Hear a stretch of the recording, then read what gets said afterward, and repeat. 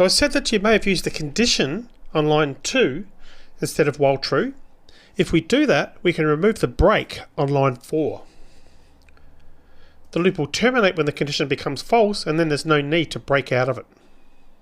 So let's have a go at doing that. So I'm going to select up here, down to before the choice there, and delete that. So I've deleted the true and the if, and we've now got while choice is equal to 0.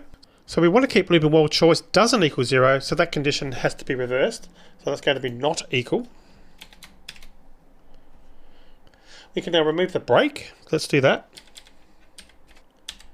Then we need to change the elif, that's on line 3, to an if. Because of course there's no if now, because we've deleted that first if.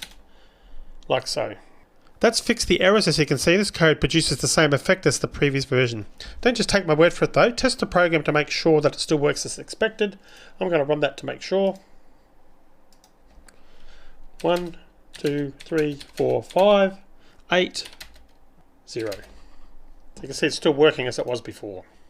So that's two different ways to do the same thing. So I actually prefer this code compared to the previous version that had while true, because line 2 is now clearer about what causes the loop to terminate. When you see while true, you have to read further into the code to work out when the loop will terminate and how. Both solutions though work fine, and there's little difference between them. Alright, so that's the end of this section now. In the next section we'll start looking at other sequence types, namely lists, ranges and tuples. See you in the next section.